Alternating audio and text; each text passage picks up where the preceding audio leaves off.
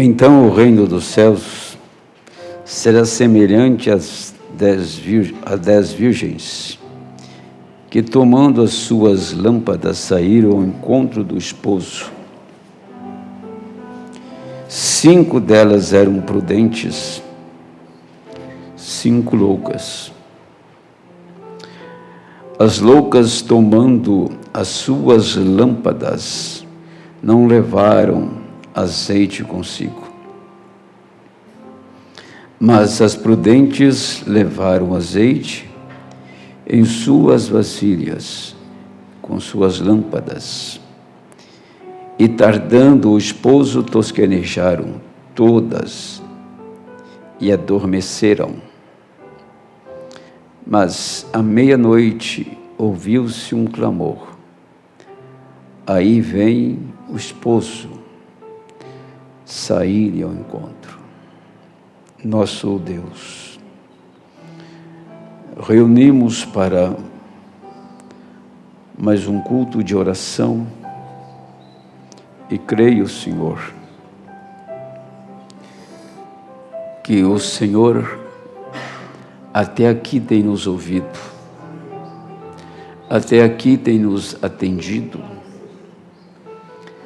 até aqui o Senhor tem nos preservado, nos assistido. A causa de não sermos consumidos é a sua misericórdia. Se não fosse a sua misericórdia, nós não subsistíamos. E por isso enfrentamos dias escuros, enfrentamos dias de desafios, mas a mão do Senhor tem nos sustentado, tem nos guardado. E nesta noite, mais uma vez, eu oro para que a sua palavra possa chegar até corações famintos, sedentos, que realmente desejam servir o Senhor. Não ser apenas um entre as pessoas, como um membro sem atuação, um membro sem ação, apático, que não dá atenção à sua voz, que não atende o Senhor. Mas são vidas que desejam ouvir, vidas que desejam se acertar, que desejam se prostrar e render diante de Ti.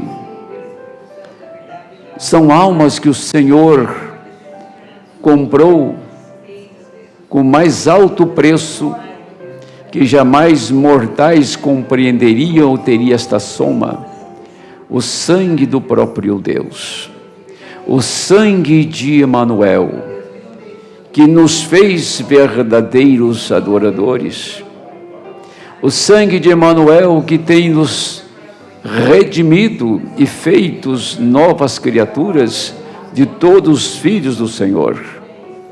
Que possamos orar nesta noite com o coração, com a alma, que possamos orar, Senhor, nesta noite, entregar-nos e render a Ti, até nós ouvirmos o sussurro do Espírito Santo em nosso coração.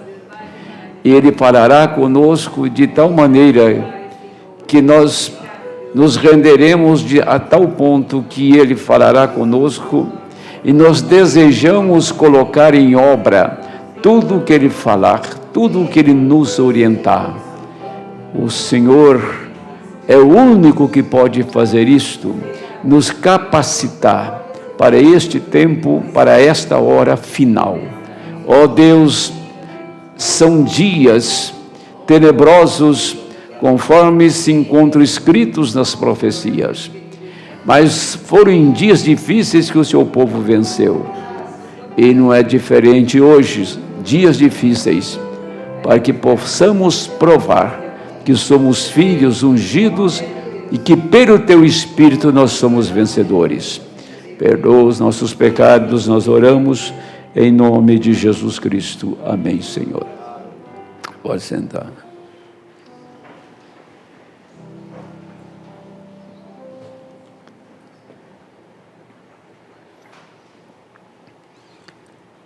Quero falar sobre o sinal do profeta. Todo profeta foi, no seu tempo, um sinal para a geração que ele viveu. E todos eles não foram compreendidos, foram rejeitados, e nós não podíamos viver um dia diferente daqueles dias passados, porque assim está nas Escrituras. Eu estarei viajando esse fim de semana, estarei com o pastor Samuel, pastor Juraci, sexta, sábado e domingo. Então vou estar ausente da igreja. Aqui, o irmão Denilson irá pregar na minha ausência. Possivelmente, se o irmão Denilson estiver me ouvindo, eu gostaria que ele viesse aqui hoje para passar alguns detalhes para ele, né, que vai suceder esse fim de semana. Mas eu fui visitado por uma família do Haiti. Eles foram assim muito corteses, me acompanharam na pregação, e me parece que eles têm uma linha muito definida da abertura da palavra, porque você sabe quando a pessoa está recebendo e quando não está. Me parece que ele é um médico e tem duas menininhas pequenas, esposa, nome dele, eu creio que, deixa eu ver se eu lembro o nome dele aqui, não me lembro agora. Ele preferiu congregar aqui, dado a posição que ele está, fica mais perto para vir aqui. E se essa família estiver aqui, eu não sei se vai ser possível pôr as meninas dele na escolinha das crianças. Uma parece que é pequena ainda, mas uma já tem idade. Mas aí as professoras veem isso, né? Porque elas não têm hábito de igreja, as meninas. Ele está há 8 anos no Brasil, é bem, né? Já fala o português bem claro, né? Não dá para enrolar. E então, eu não disse para ele que eu não estaria aqui, que eu nem lembrei na hora. Mas aí fica a recomendação para atender essas crianças. E orientar a mãe, né? Eles não têm costume de berçário também, por isso, tá? Então é bom orientá-los. Eu quero falar sobre um pequeno tema, e para ver a importância das pequenas coisas que Deus está fazendo, e pequenas coisas no sentido humano, né? Pequenas coisas nos nossos pensamentos, mas são muito grandes diante de Deus. O que o homem chama pequeno, Deus chama grande. Como Deus chama de grande, Deus chama pequeno. E o profeta pregou muitas mensagens falando do sinal. Deus sempre tem algo para fazer quando Ele move através de um povo, e Ele nunca deixa o serviço, o trabalho dEle no meio, inacabado. Ele procura terminar a sua obra. Ele procura deixar o assunto concluído. Nunca ficou assim em nenhum dia da história, em nenhuma parte da história nós tivemos um ministério que Deus começou com ele e depois terminou, não chegou ao final. Então, quero mostrar para a igreja que quando Deus estava movendo, ele precisava cumprir com o que... Me abaixa um pouquinho, meu filho, está dando a reverberação. Ele precisava cumprir com aquilo que ele tinha prometido. Lá em Gênesis 15, que Israel seria levado para uma terra estranha, e com a mão poderosa ele tirava a sua nação de lá. Quando transbordasse a iniquidade dos amorreus. Quando fala de amorreu, todo ímpio é amorreu, indistintamente de povo, de tribo. Amorreu é incrédulo, é isso, se traduz desta maneira. E quando a ira de Deus, para ser despejada sobre os amorreus, ele tinha que libertar o seu povo. Deus não podia derramar a sua ira com o seu povo lá no Egito. Então ele tinha que tirar o seu povo. E está ruim, chefe. Ele tinha que tirar o seu povo para ele, então, levar a cabo o que ele tinha prometido. Porque o Egito foi destruído nos dias de Moisés. O Egito foi uma nação falida. E, para ser bem claro, até hoje não se levantou. E nunca irá levantar. Deus nunca vai esquecer as crianças que Faraó matou. Deus nunca vai esquecer as crianças que Herodes matou.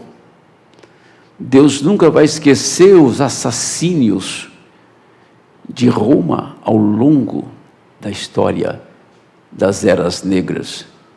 Parece que Deus fez uma cortina e esqueceu, né, dos assassinatos de Roma, matando 68 milhões de cristãos, matou 12 mil numa noite só. Então, tudo está culminando agora. Agora, para você observar isso que estou falando, pensar seriamente sobre isso, a iniquidade dos amorreus transbordou. Transbordou, tá? Em 1964, eu creio, eu tenho um relatório lá, não sei quanto, mas tem uns 10 relatos do irmão Branham falando de um redemoinho que desceu e que cortou o topo da montanha e que veio um terremoto no Alasca e ali estava dando início o começo do juízo. Em 64, 27 de março, numa sexta-feira santa. Quando Deus envia um profeta, porque o juízo está para vir, nunca Deus manda um profeta sem que não venha um juízo depois. Deus levantou Noé, e depois que Noé terminou seu ministério, então o mundo foi submerso no dilúvio. Deus levantou um homem chamado Abraão. Foram 25 anos de peregrinação. No final, Deus, para abençoar Abraão, ele teve que queimar Sodoma. Vocês percebem que a partir daquela visita de Elohim na casa de Abraão, e Sodoma queimada no dia seguinte, aquele era o processo da mudança da vida de Abraão. A mudança do seu corpo começou com a visita de Luim e com a destruição de Sodoma. Ele não ia mudar o corpo de Abraão, transformar o corpo de Sara para trazer a promessa, a menos que ele queimasse Sodoma, porque as duas coisas não podiam acontecer ao mesmo tempo. Ele transformar Abraão, dar a promessa para Abraão e Sodoma continuar. Então, quando ele visita Abraão, em seguida ele queima Sodoma. E foi um período de tempo de 28 dias que Abraão teve o corpo transformado. E é por isso que esses acontecimentos hoje, o que está acontecendo diante de nós, que é uma coisa absurda, aquela história, né, que você coloca uma rã na água fria e vai aquecendo a água aos pouquinhos, ela morre cozida, né? Não percebe que o calor está destruindo ela. Então, o que acontece é que a imundícia e o pecado têm entrado de uma maneira avassaladora nesses últimos 20 anos e as pessoas não percebem. Entrou nas famílias, entrou na igreja. Vivemos a situação mais complexa hoje no mundo. Se eu fosse falar que seria somente a juventude, seria uma camada, lógico que ela foi a mais atingida por causa de Beatles, por causa de Elvis Presley e de tantos outros, ela foi muito atacada. Aliás, tem um vídeo meu aqui, Fábio, está no meu celular. Podia passar para a igreja depois, é rapidinho, sabe? Só pegar meu celular que eu pego para você depois o vídeo, tá? Para vocês entenderem, né, para a gente compreender que pessoas que não são da mensagem estão tendo mais senso para cantar do que cantor da mensagem. É terrível falar isso, mas é uma verdade. Vocês irão ver. Aí o que eu quero dar continuidade, e quando Deus envia o profeta Daniel, e ele vai para a Babilônia, por que Daniel foi para a Babilônia? Qual era o propósito de Deus? Quando ele foi para a Babilônia, Daniel não tinha nome de profeta, ele se destacou como profeta na Babilônia. Foi lá que ele foi conhecido como profeta, que interpretou a escritura na parede e que se tornou o príncipe dos magos, né, o chefe dos magos. Foi lá que ele se destacou como profeta. E Deus destruiu a Babilônia. E quem destruiu? Foi os persas, os medos persas que destruiu a Babilônia, para trazer Israel de volta para o seu lugar, trazer Israel de volta para adorar, trazer Israel para Jerusalém, reconstruir o templo. Deus envia Elias e destrói o povo de Jezabel, destrói o povo de Acabe. Deus envia João Batista, e João vinha anunciar a palavra. João vinha anunciar a palavra. Ele veio para introduzir a palavra Deus em carne. E quando João faz isto, o Messias entra em cena, e o Messias é rejeitado e crucificado. Então teve o profeta João Batista e o profeta Deus, que era o Senhor Jesus Cristo. E no ano 70, aquela cidade foi destruída, Israel foi destruído, tá? Agora, Deus nos enviou um profeta. Vocês conhecem a invasão, né, de Tito, lá teve João Batista e o Senhor, depois a destruição daquele lugar. E Deus enviaria um profeta para esta era, e nada iria acontecer. Deus enviou um profeta. Na história dos profetas, não teve ninguém maior do que Malaquias 4. Não houve um profeta na terra da envergadura, da unção e do ministério dele que Deus enviou, foi o irmão Branham. Quem trouxe 30 mil nativos a Cristo? Quem deu 2 milhões de almas para as Assembleias de Deus naquele tempo? Quem deu volta 7 vezes ao mundo? Quem levantou 5 mortos com atestado de óbito? Quem parou a tempestade? Quem criou esquilos?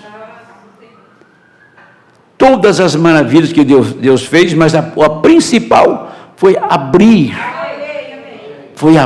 a palavra.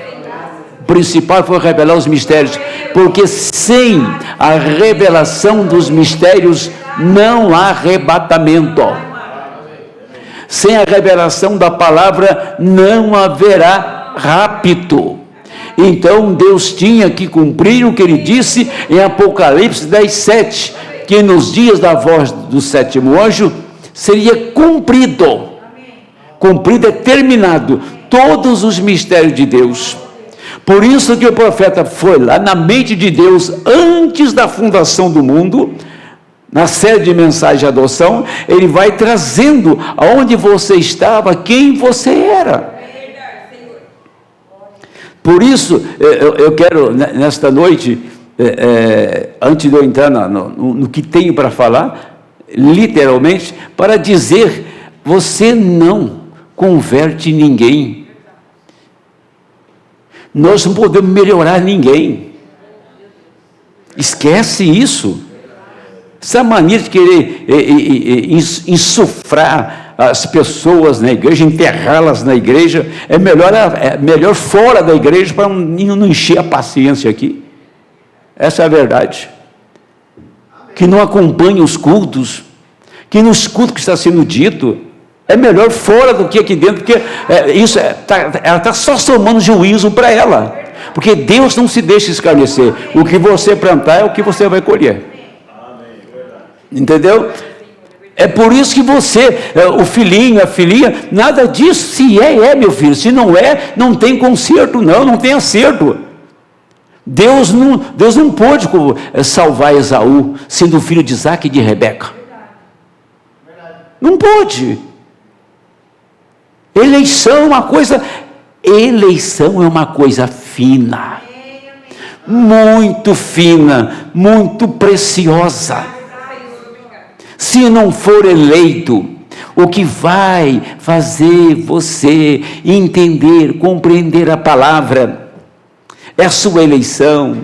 Quem vai fazer você ser um verdadeiro crente, é a sua eleição. Quem vai te levar a crescer, até chegar à estatura de Cristo, é a eleição. Não há outro caminho, e nós não elegemos ninguém. Quem elegeu foi o Senhor antes da fundação do mundo.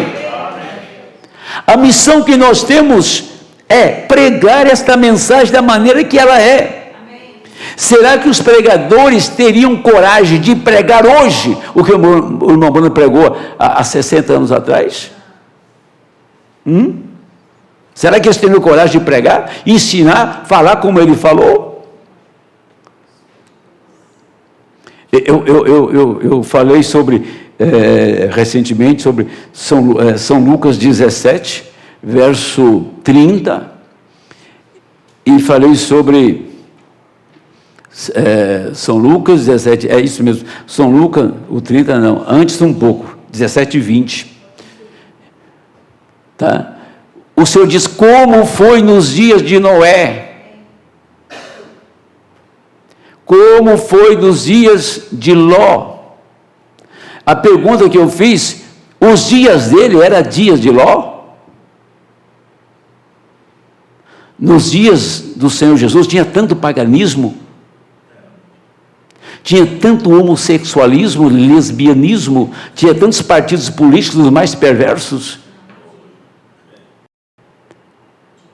Então, dias de Ló que ele falou, era para esta geração aqui. Dias de Noé, era para esta geração aqui. e que o irmão Brana pregou lá no seu ministério de 1946, até essa última mensagem que ele pregou em 65, que foi Éden satânico. Ele pregou para esta geração aqui, que ia ouvir, e outra parte ia rejeitar, mas era para esta geração. Esses são os dias de Noé, esses são os dias de Ló, esses são os dias da perversidade. Aqui está, como se diz, os amorreus. Agora chegou o seu ápice, chegou a sua plenitude, a impiedade dos amorreus. O mundo tão ímpio. Agora, a palavra ímpio, você vai no dicionário e lê o que é ímpio, aí você vai ficar com vergonha de você, se você for um ímpio. Ímpio, sabe o que é ímpio? Entendeu? É isso que o Senhor disse, e você percebe, nós percebemos que os dias vão sendo passados numa velocidade incrível, e nós não vemos, infelizmente, hoje, pessoas sendo interessadas no batismo do Espírito Santo, interessadas em nascer de novo. O diabo arrumou um atrativo neste tempo. Ele soltou todo o veneno que ele tinha. Ele despejou tudo o que ele tinha. Por isso, eu vi uma cena, eu não vi, quem viu foi minha esposa. Ela estava aguardando lá para fazer exame médico, renovar a carta. E uma mãe tinha levado uma criança para fazer identidade. Criança dos 5 anos. 5 anos. Aquela funcionária não tinha que atender aquela mãe.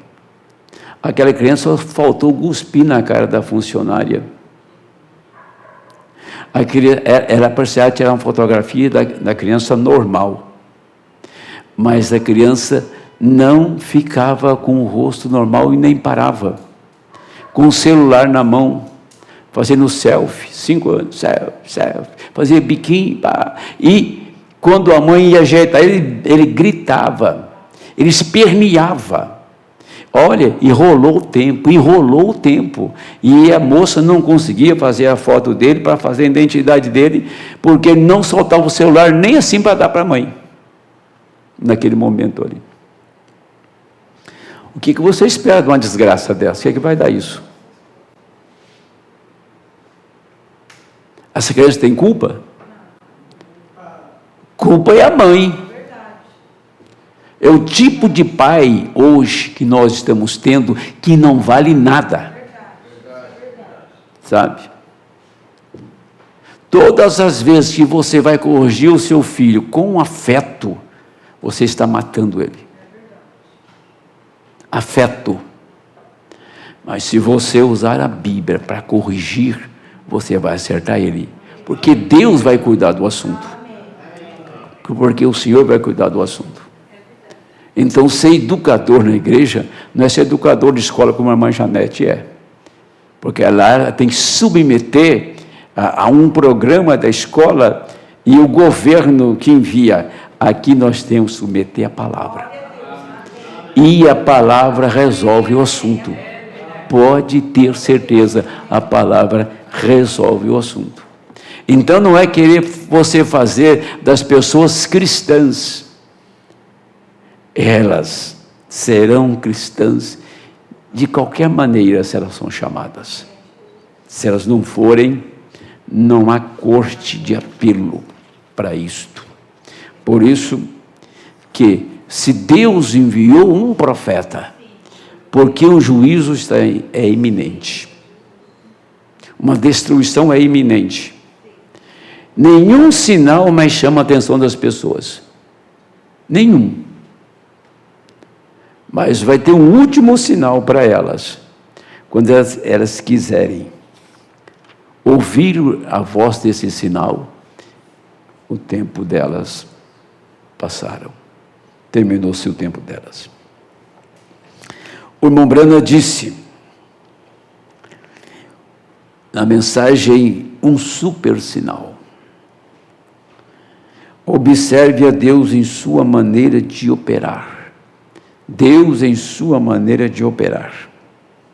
Quando Ele criou os céus e a terra, Ele juntou os anjos e Ele disse, façamos cada lugar na Escritura onde Ele fez qualquer coisa, na maior parte, não eu, mas meu Pai. Preste atenção. Quando Ele foi libertar Israel do Egito, Ele tinha o Moisés. Quando Ele foi introduzir o povo na terra, Ele tinha o Josué. Sempre teve alguém realizando. Ele sempre teve o homem para realizar. Por isso o profeta diz que Deus não faz nada sem o homem. Ele tinha um Samuel, ele tinha um Davi. Então, sempre Deus teve um homem para uma causa, para um propósito, para um povo no seu tempo. Agora, o propósito com Abraão foi muito grande, porque ele estava manifestando Cristo e o próprio Deus em Abraão. Isaac na figura de Cristo, Abraão na figura do próprio Deus, dando o seu único filho no Monte Moriá. Aquilo era uma sombra. Mulheres na Bíblia como Rebeca, Sara, Ruth e tantas outras, que tinham uma sombra do que aquilo estava mostrando nos nossos dias. Todas as sombras terminaram, tudo se manifesta agora em nossos dias. Então, todo tempo, Deus teve alguém para realizar com Ele. Deus teve a voz de Moisés para criar, teve a voz de William Brana para criar. Tá? Agora eu quero que vocês observem essa pequena lição antes da oração. Quero que vocês observem o que ele está dizendo. Mas tinha um serviço a ser feito que ele não podia mandar ninguém, nem pedir para ninguém trabalhar com ele. Tá?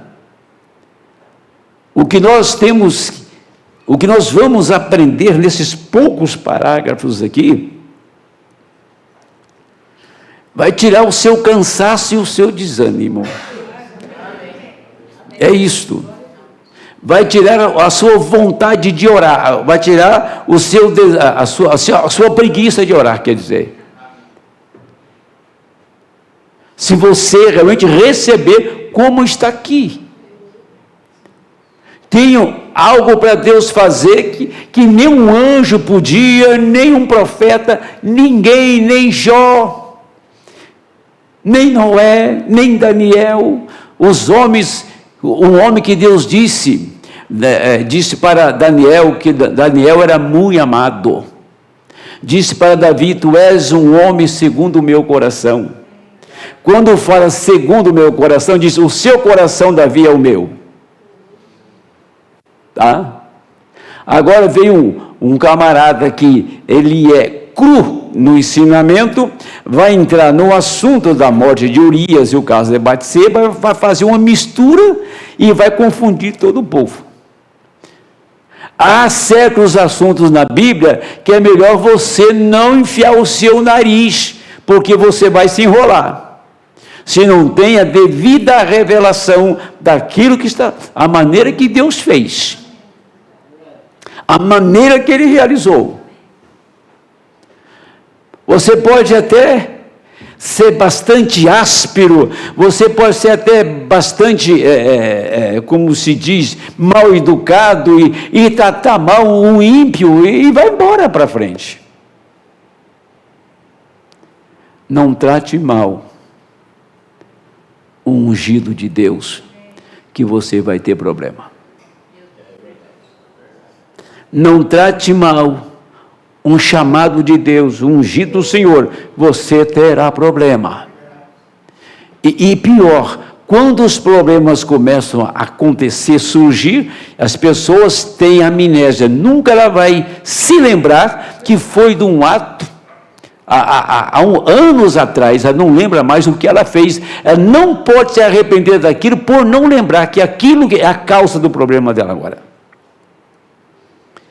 E é por isso que muitos morrem anãs espirituais, não crescem, que não são capazes de chamar a pessoa e trazer para ela e dizer: eu errei, você me perdoa, eu quero fazer um acerto.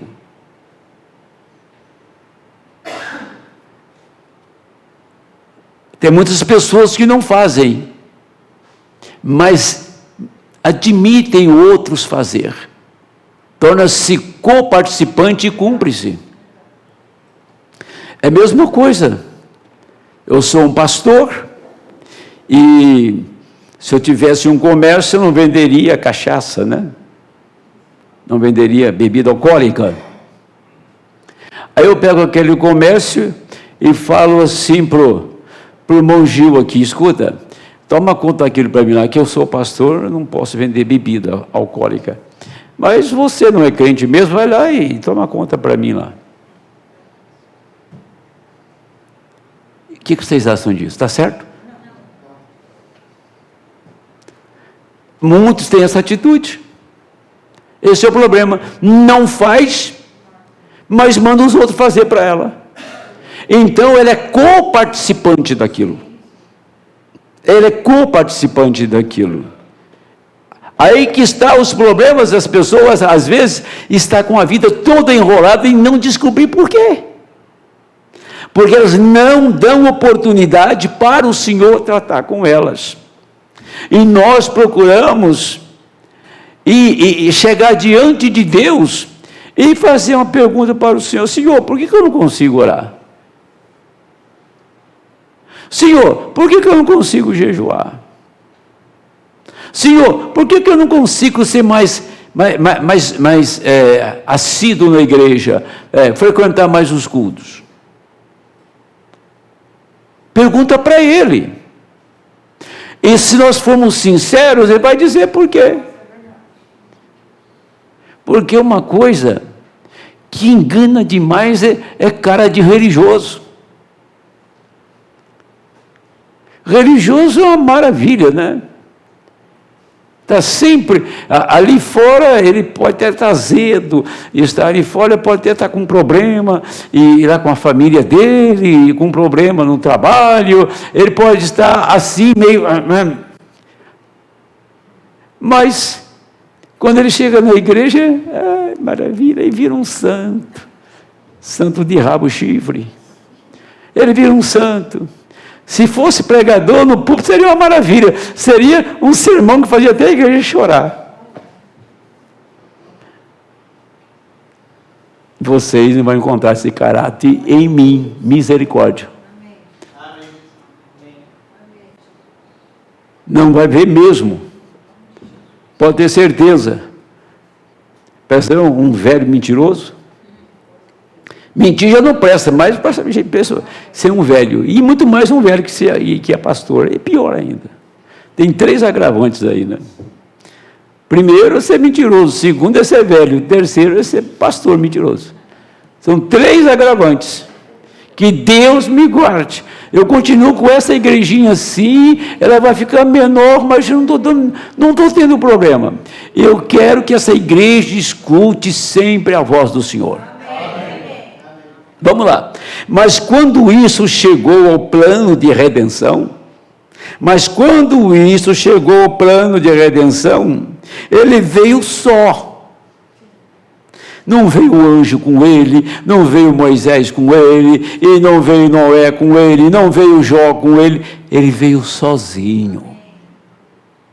E mais, ele falava que o Pai lhe mostrava, as pessoas crescem ou não, foi aquilo que o Pai disse.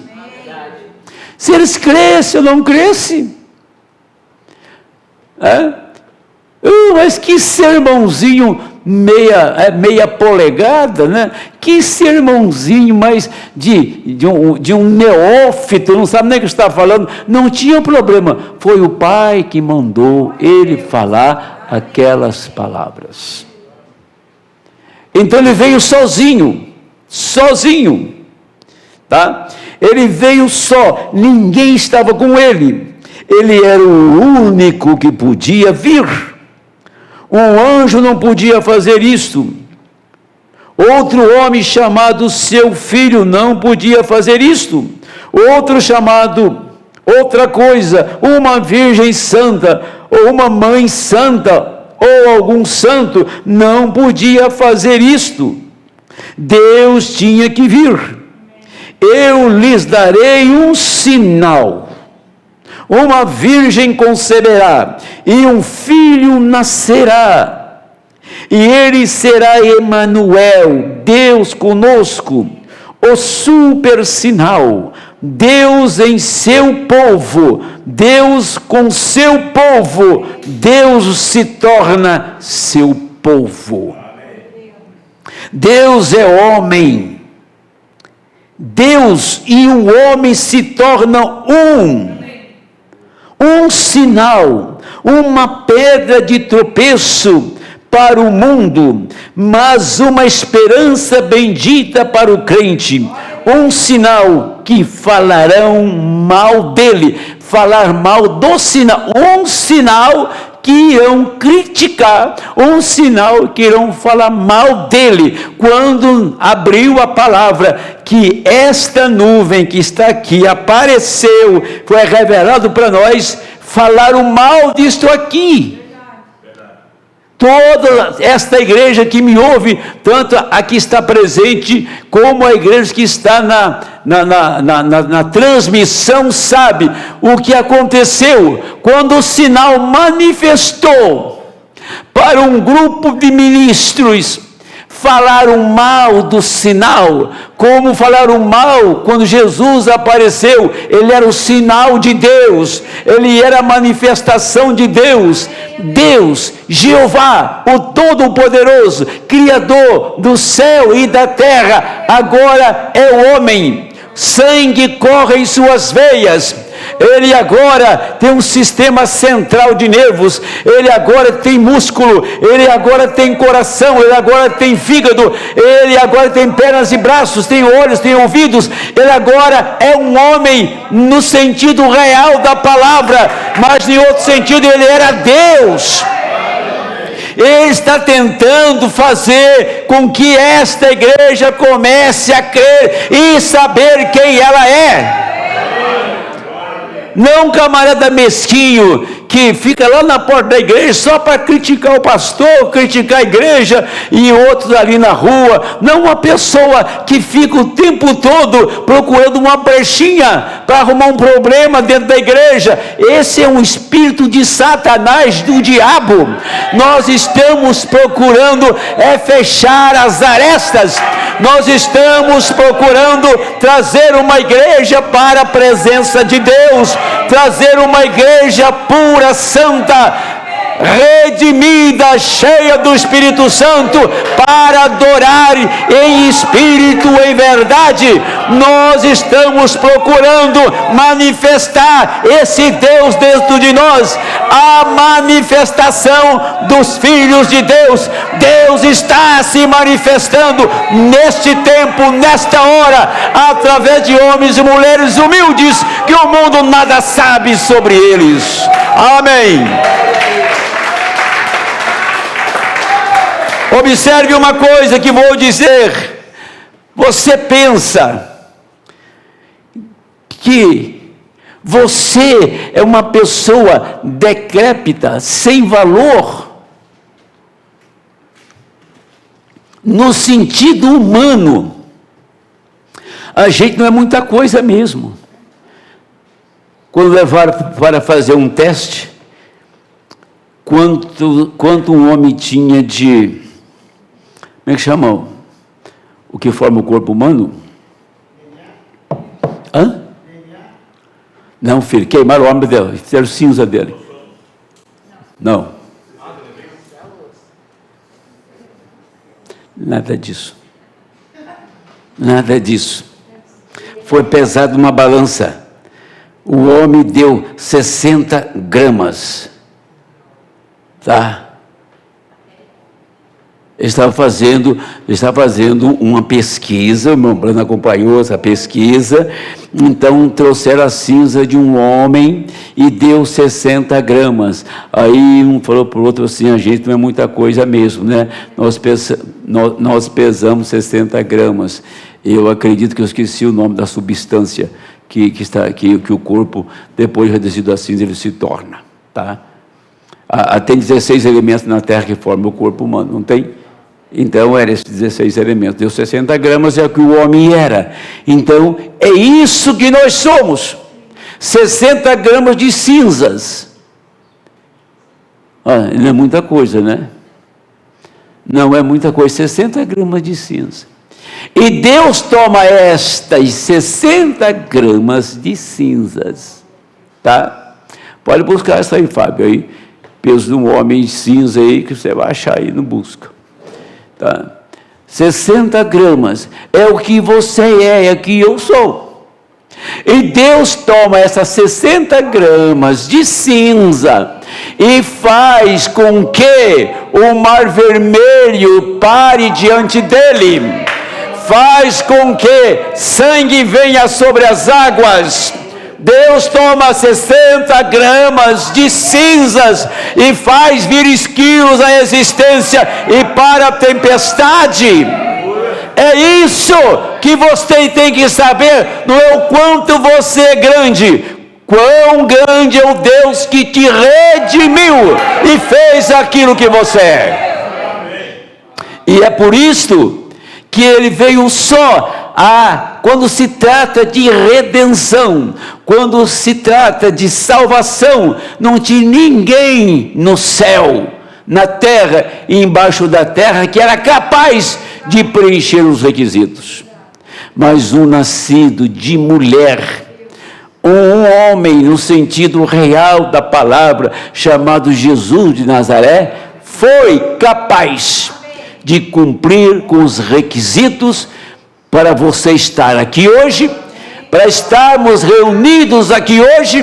Foi a obra do Calvário, foi o sangue derramado.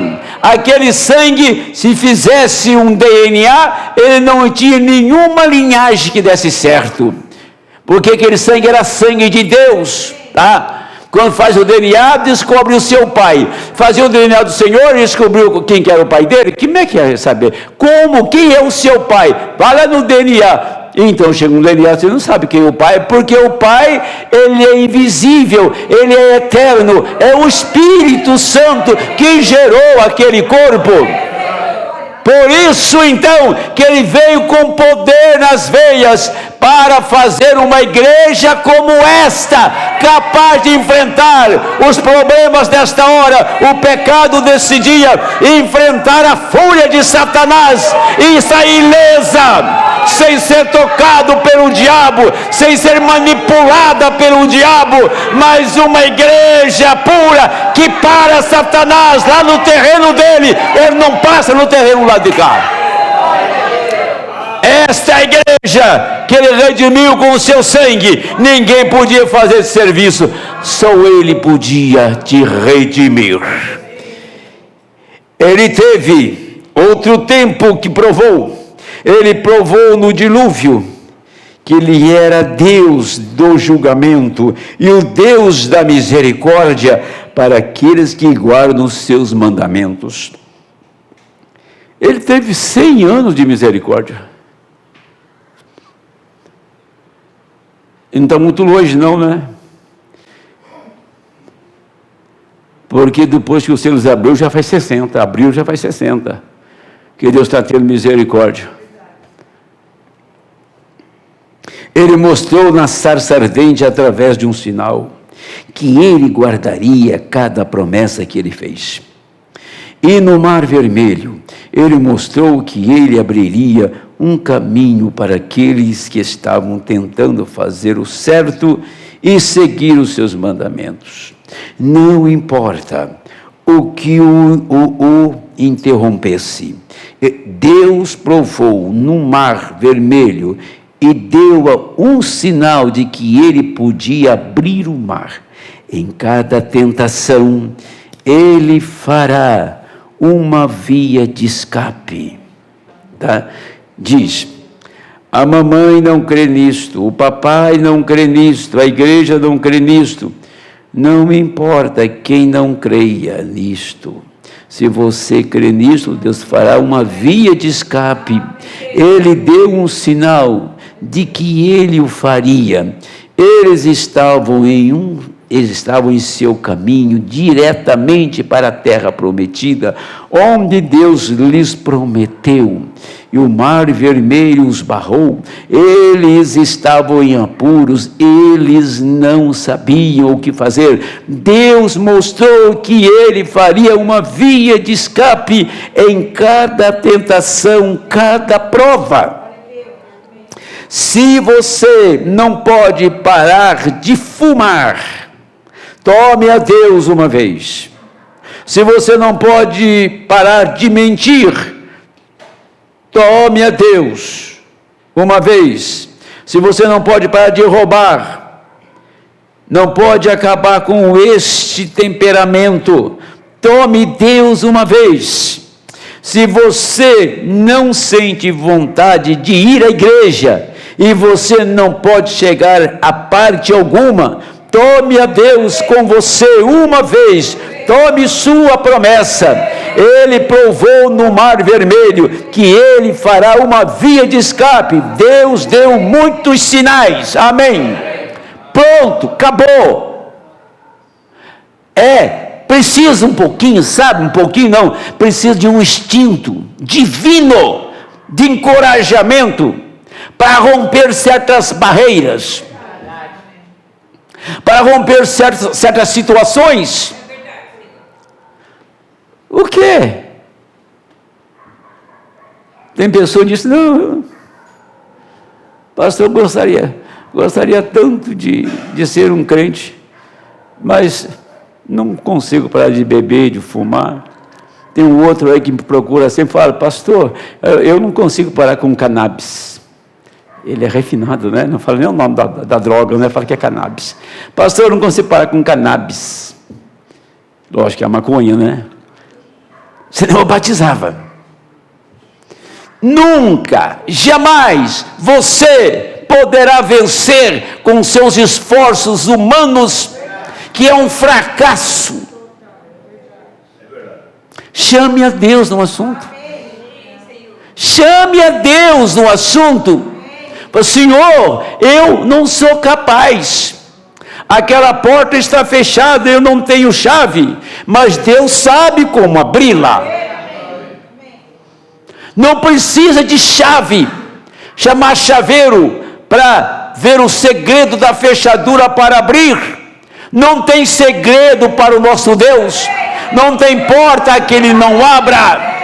É só você confiar nele.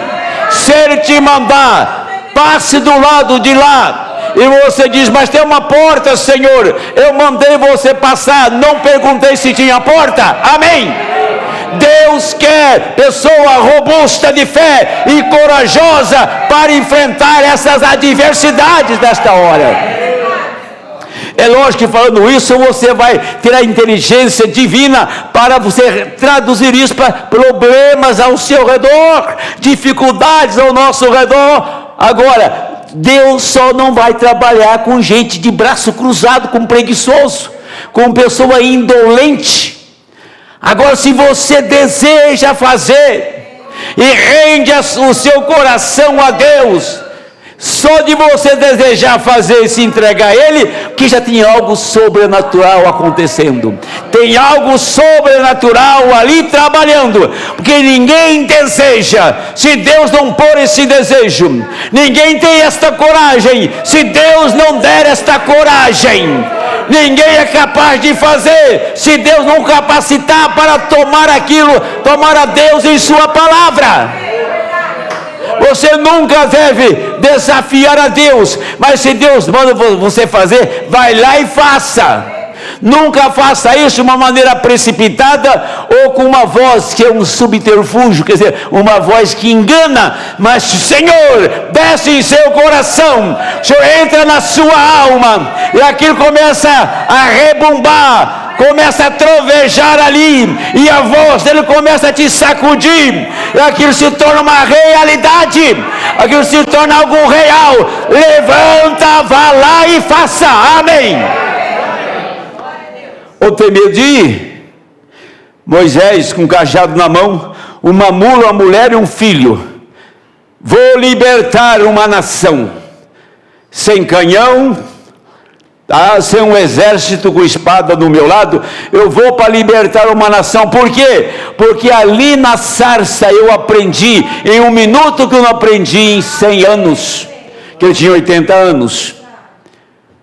Quando o Senhor falou com Moisés na sarça, Moisés viu o fogo, aproximou, ouviu a voz, se rendeu diante de Deus. Quando Moisés saiu da presença do Senhor da sarça, tinha mudado o seu rosto, tinha mudado a sua fisionomia, tinha mudado. Não era mais o Moisés que ficou na casa de Faraó, não era o Moisés que estava no deserto apacentando as ovelhas e o seu sogro, era outro Moisés agora, porque ele tinha encontrado com Deus um sinal, um fogo na sarça ardente. Nós precisamos sim atear fogo nesta hora e fazer esta sarça arder em nossa vida. O que precisa é você ter uma experiência como aquela, para nunca mais ser o mesmo.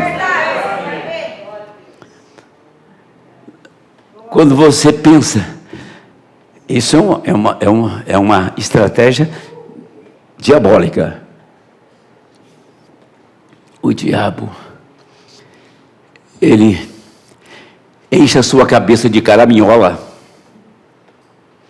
te desanima, vai dizer, você não é capaz. Tem muita gente que é, mas você não é. É isso. É isso que ele vai sempre, ele vai tirar o prazer de cantar, de adorar.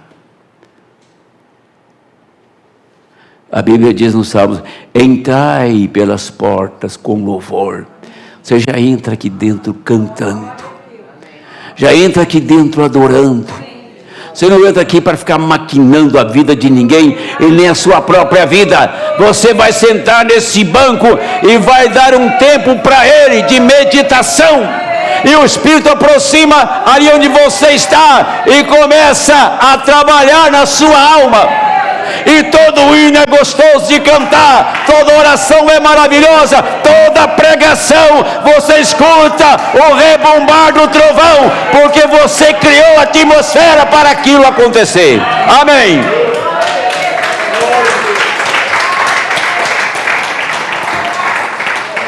Aí está a história, né? A pessoa já está, ela já é contrariada com ela mesma. Ela já não gosta dela mesma. Ela olha para o espelho e fala, podia ser outra cara, essa aqui não dá. É verdade. Conheço pessoas assim. A minha voz é um desastre. Não consigo. Até a minha voz me irrita. Se você se irrita, pensa bem quem está perto de você. E você acha que você vai criar uma atmosfera para o Senhor chegar ali? O Espírito Santo está muito longe disso, gente. É você. Somos nós que criamos o ambiente, a atmosfera, para o Espírito se agradar e aproximar de ti. é a sua vida com Deus, é a sua atenção à palavra, é a sua vida de leitura, a sua vida de oração, é a sua vida dedicada, que faz isso. Eu tenho pena de alguns irmãos,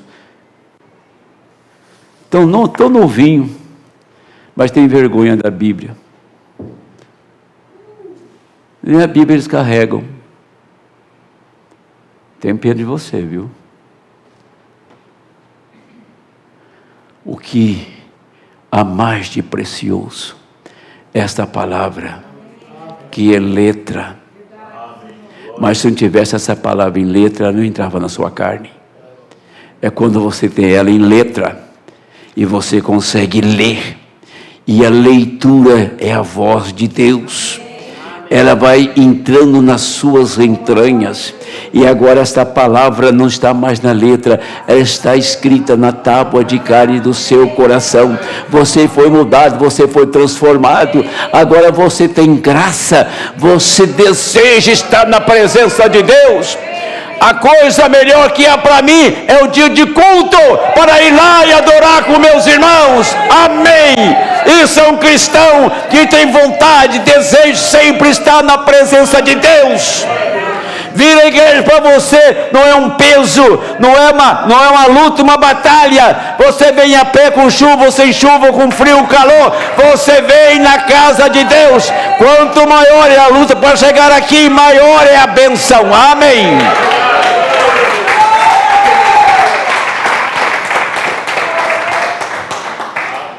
Mas, naquela noite, quando ele disse aos pastores: desçam até Belém, pois neste dia nasceu Cristo Salvador, Cristo, Deus ungido, neste dia nasceu através de uma mulher.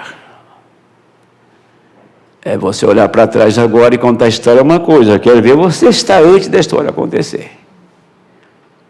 Nós estamos pregando a história do Calvário, o histórico do cristianismo. Jesus morreu, ressuscitou, e Deus enviou um profeta, e a palavra foi vivificada em nosso coração, e nós vemos Deus, a sua palavra agir em nosso meio, manifestando o seu grande poder. Mas, e para esses pastores aqui, o que vocês acham? Que os anjos apareceram e disseram: vocês vão em tal lugar assim, que lá nasceu aquele que Isaías disse: Deus nasceu de uma mulher. Deus nasceu de uma mulher. Sim, uma virgem deu à luz. E eles não fizeram nenhuma objeção. Vamos ver. E foi lá, encontrou aquela criança, e eles sabiam que era Deus. Recebendo isso assim, de primeira mão, a notícia fresquinha que veio do céu.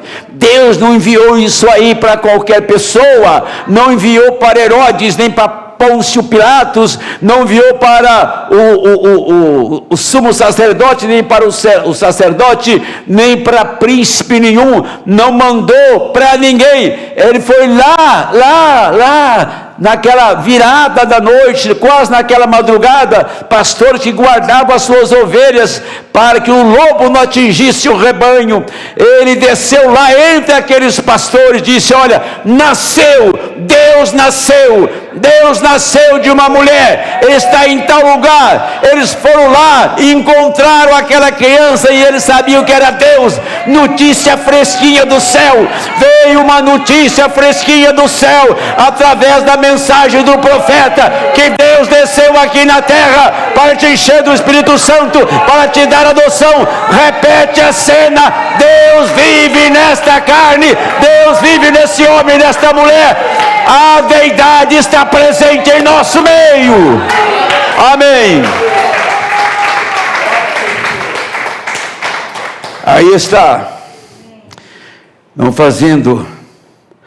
Deixa eu mudar a mensagem, não termino. Só o título dela é maravilhoso: Tempo da Unidade. E o sinal. Aqui, nós vamos ater um pouquinho aqui no parágrafo 80. Observem, de uma maneira muito simples, as nuvens, antes que as nuvens possam trazer uma tempestade, você sabe como o cito opera? Várias nuvens pequeninas se ajuntam e formam uma grande nuvem. Bem, há um pouquinho de vento soprando, estás aqui, há um pouquinho de vento soprando. Estas outras pequenas, então sopram todas elas juntas e formam um redemoinho. Elas se unem. Antes que possa ter tempestade, elas têm que fazê-lo. Você não faz tempestade com uma nuvenzinha. Tem que haver um clima, tem que haver uma atmosfera para as nuvens se reunir. Uma nuvem une-se à outra e assim até formar uma grande nuvem pesada de chuva. E quando elas estão reunidas, aí elas começam a destilar, derramar água sobre a terra. Mas para isso elas têm que reunir. Para isso tem que ter um clima para ela reunir, tem que ter uma atmosfera para ela reunir ali, para criar aquilo e trazer. Tem que criar, aonde você está, um clímax, uma atmosfera para trazer Deus em cena. Do contrário, a gente vai ser sempre um bom religioso. Observem que os patos, isso aqui para mim é maravilhoso. Os patos e os gansos se unem antes de deixarem seu país. Eles se unem. Você pode vê-los voando desta lagoa para aquela lagoa, daqui para lá, todos eles se juntando. Eles estão se unindo, aprontando-se para a partida. É simplesmente, isto é a natureza, e Deus criou a natureza, e a natureza age através do plano de Deus. É uma lei não escrita de Deus. A natureza age de acordo com suas leis. Por quê? Isso não é sinal para o mundo. San Diego hoje estava afundando. É uma cidade próxima a Los Angeles. Nós vimos um congelamento no Japão e nos Estados Unidos e no Canadá, mas congelamento de muitos metros de neve. Não mexe com ninguém. Teve um terremoto grande agora, esqueci um paizinho lá do Marrocos, eu acho, que arrasou com tudo. Não tem não tem uma frase escrita sobre aquilo. Agora, deixa eu dizer, a alteração da natureza, congelamento de lugares que nunca se congelaram, e foram muitos lugares e grandes. Os Estados Unidos tem 50 estados, 48 foram congelados. A Bíblia diz que toda a natureza geme, está clamando pela manifestação dos filhos de Deus. A natureza não tem sentimento. Como eu tenho, você tem. Mas a Bíblia diz que ela clamaria, porque ela sabe que ela não é isso que está aí. E ela só pode voltar ao seu estado original se os filhos se manifestarem. Não está falando de Deus se manifestar. Deus, não é isso que a Bíblia diz, Paulo diz em Romanos 8. Está falando dos filhos de Deus. E quando o profeta diz que somos deuses, as pessoas talvez dão um pulo para trás com isto, né? Mas os profetas no Antigo Testamento eram chamados de deuses. E os filhos de Deus estão aqui porque eles podem restaurar a natureza, trazê-la ao seu estado de origem, voltar lá no Éden. Mas ela está esperando pela manifestação. E quando os filhos de Deus se manifestarem, eles serão exatamente como o próprio Deus. Isso ficaria bastante indigesto para uma classe de pessoa que sempre bebe um pouquinho de água com açúcar na igreja e vai para casa. É a mesma coisa de alguém mandar em sua casa uma refeição com todos os nutrientes que o corpo humano necessita para você ser sadio e robusto. Aí você pega aquela grande cesta de alimento e você come talvez o couvert, que é a entradinha, né? Você come um pãozinho, né? E passa uma manteiguinha nele e fala, não vou comer isso aqui tudo não. Eu nem sei o que está aqui, nem vou mexer, porque é só com isso aqui. Tem pastor que está dando o couvert para a igreja. Nunca deu a refeição que a igreja precisa. Nunca abriu a palavra para ela ouvir da maneira que ela precisa ouvir. E estas pessoas, quando você fala das coisas profundas, elas nem sequer te ouvem. Você já se torna logo um herege. Um herege já nem te escuta. Deus não permite que eles escutem mesmo, por isso que eles não querem te ouvir. Aliás, passa até longe da gente onde você está, porque tem medo que a sua presença, talvez a atmosfera que está ao seu redor as contamine, e vai dizer que é irmão da mensagem. O que é isso?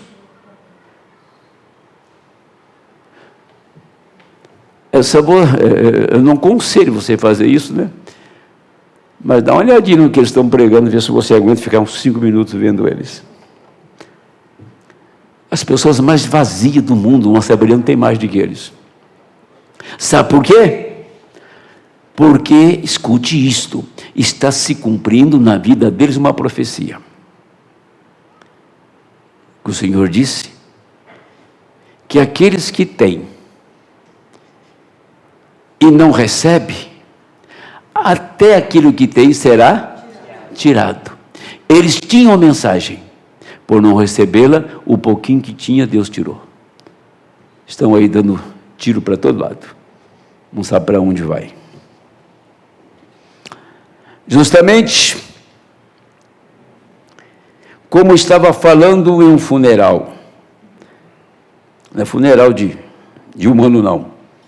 E veja bem, eu quero só dar mais uma pegadinha aqui, porque, olha, talvez os povos de São Paulo não conhecem aqui uma revoada de pato, mas eu nasci no meio dos patos, pato selvagem.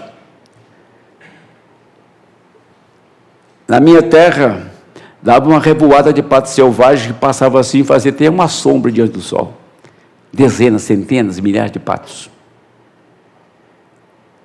E você sabia que naquele contingente de pato, tem um que tem uma voz diferente?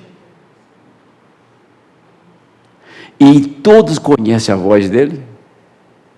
Você sabia que essa voz que está falando aqui é diferente? Então, quando chega que vai mudar a estação, e vai chegar o inverno e congela a lagoa, tem um pato lá, entre centenas, que ele faz um voo ao redor da lagoa. E o grasnado que ele dá é uma advertência para sair, porque a morte chegou na lagoa. Esse pato foi o profeta, que deu uma revoada e grasnou uma voz diferente, e todos que são patos daquela lagoa vai voar com ele. Ele vai conduzir aquela revoada de patos a uma região que não está congelando, até que passe aquela estação, eles voltem para o seu lugar. Então, a voz do Senhor, agora, nesta hora, ela tem que ser diferente, e só aqueles que estão ali podem ouvir esta voz e seguir esse patinho, tá? Ele dá um voo ao redor da lagoa e dá um grasnado, é uma advertência que a morte chegou. Eles abrem as asas e voam a outra estação, em outro lugar, onde a morte não está, onde é verão. É por isso que a voz do Senhor é o sinal para esta hora. O Senhor revoou o mundo inteiro, deu uma volta ao redor do mundo, e Ele deu um grasnado. Cada pato que tem a natureza dele abriu as asas e está voando com Ele para casa. Amém. Justamente como estava falando em um funeral de seiva que desce para a sepultura, lá embaixo na raiz da árvore, e permanece lá até a ressurreição na primavera. É uma lei de Deus. Não há nenhuma inteligência que possa fazer com que aquela seiva desça. Não há nenhuma inteligência que possa fazê-la se mover para baixo. Você não poderia drená-la, não poderia sugá-la para fora. Não há nenhuma outra maneira melhor para fazer isso do que Deus faz. Deus tem a maneira perfeita. Então, quando uma folha cai, então Ele envia a seiva até a sepultura e aguarda. Como disse Jó: esconda-me na sepultura, até que a tua ira passe. Ela vai para baixo, porque é a lei da natureza. Antes de congelar, veja agora as folhas começando a cair, porque é uma lei da natureza. A árvore, chega um tempo que ela começa a cair as folhas. Que sinal é esse? É um sinal de perigo. As folhas começam a cair. E toda a seiva daquela árvore está nos galhos, nas folhas. As folhas perdem a seiva e elas amarelam e caem. E a seiva, não há inteligência sequer científica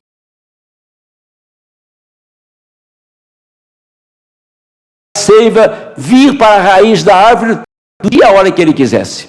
Mas tem uma inteligência que está dentro do eleito. Há uma inteligência dentro de ti que sabe que esta hora a seiva teria que descer bem na raiz da árvore, as folhas caírem. Quando as folhas caem, não tem mais avivamento, porque as folhas e o vento faz um grande barulho, faz um grande avivamento. As folhas caíram e a vida voltou para as raízes, porque é uma estação de morte. Quem mandou a seiva descer? Que inteligência é aquela que fez ela descer? A natureza. Esta natureza que está esperando pela manifestação dos filhos de Deus. Essa natureza que espera a restauração dela, mas ela não pode, porque quem vai restaurá-la são os filhos de Deus manifestados. Então, primeiro os filhos se manifestam, depois a natureza se manifesta, ela é completamente restaurada. Entendeu? Agora, observe essa inteligência. Porque se a seiva ficasse nos galhos, a geada, o frio, a neve mataria essa árvore, morreria e acabou. Mas quando ela desce na raiz, ela está guardadinha, escondida. Passou o tempo da morte, ela vai subindo novamente. Quando ela sobe, ela leva o verdor da árvore, ela leva as folhas, ela leva as flores e, por consequente, os frutos. Essa é uma inteligência divina na natureza, que nós podemos fazer uma aplicação em nossa vida. A vida, quando a morte foi atingir o mundo, a morte desta era atingindo a igreja, e veio morrendo, caindo tudo, caindo as folhas, caindo tudo. Deus tomou a vida e puxou para um lugar. E a vida do Senhor, que estava no movimento pentecostal desde 1906, toda a sua trajetória, ele tomou esta vida e trouxe para um lugar. O lugar que ele trouxe é para a sua noiva, trouxe para os seus eleitos. A vida chegou aqui. Agora esta vida que entrou dentro de ti, ela vai te levantar numa plena restauração. Numa plena restauração, para ser como Ele é. Amém. Vou ter que encerrar uma outra parte. Os patos se ajuntarão, todos eles reunirão um líder. Lá eles, de alguma maneira, saberão. Eu não sei como eles fazem, mas eles sabem que determinado patinho é o líder. E aquele pequeno companheiro, todos eles se ajuntam e se reúnem bem ao redor dele e se levantam para o ar. Ele nunca havia saído daquela lagoa, mas ele irá diretamente para o Texas, onde ele possa ir a um arrozal. Vem antes que eles tomem o voo para deixar suas casas onde haviam nascido naquele ano. Eles ajuntam, aí está você, junto ao redor de seu líder. Deixa eu dizer uma coisa aqui. Isso aqui parece coisa simples, isso aqui foi pregado depois dos selos. Quer dizer, aquele pato nasceu na lagoa. Ele só conhece a lagoa. Acabamos de ler. Você nasceu nesta lagoa. Você conhece só o mundo. Mas, quando a morte veio para atingir o mundo, na grande tribulação, na destruição, falar em destruição, você leu a matéria inteira, meu irmão Fábio? Eu li inteira aquela matéria. Submarino. Tinha visto? Inauguraram ele. Ele viaja 130 quilômetros debaixo d'água, o dobro de um submarino, tem poder de destruição de 10 mil quilômetros, e aonde ele vai explodir, eles estão projetando explodir isto como chama? Na costa lá, e esvaziar todas aquelas casas, acabar com tudo. Esta é uma bomba que no mundo não fez, ainda não há nada para neutralizá-la. Está prontinha para explodir. O Putin saiu e deu uma notícia. Poseidon, é isso mesmo. O senhor leu a matéria inteira. Poseidon. Que coisa poderosa, hein? Como pode fazer uma desgraça tão forte daquela lá, né? Que é a mente do homem, não? Inteligência, né? Que ele consegue fazer a curva certinha. Exato. Né? Ele não toma em lugar nenhum. Ele vai fazendo as curvas e vai direto onde ele... O que me espantou foi o avanço, 10 mil quilômetros. Avança daqui em Portugal. Hipersônico que fala. Hipersônico. Então, o cenário está montadinho. tá? E quando ele está falando aqui a respeito, que esse pato nunca saiu da lagoa, ele não conhece nada fora da lagoa. Só que ele é um líder. Dá para entender que é o líder, né? Levanta voo e anuncia. Como que ele sabe? Eu não sei onde ele estava, mas o profeta fala de duas regiões, que é o Texas e Louisiana. Como que ele sabe que nessa região do país, não sei a distância, mas ele sabe que lá ele está seguro. Nunca saiu fora da lagoa. Você nunca saiu fora do mundo. Você nasceu neste velho mundo. Mas tem um instinto aqui dentro que te levará para a glória, aonde você nunca foi. Josué, ele nunca tinha entrado naquela terra, mas ele foi lá e viu a terra, tá? Só tinha a promessa. Então a terra existia, ele nunca tinha chegado lá.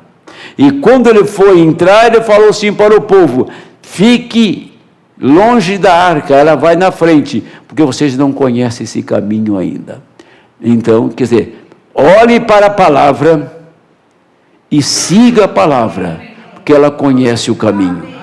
O que Deus nos deu, esse grande líder, o Espírito Santo, que nos guia e nos leva por este caminho. Esse caminho, além dessa dimensão, eu não conheço nada, ninguém conhece. O profeta e Paulo esteve naquela dimensão, mas sabemos que há uma maneira de chegar lá, e a maneira provida por Deus veio parar na mão do eleito. Seremos transformados, num abrir e fechar de olhos, então estaremos do outro lado, na eternidade. Amém. Vamos orar.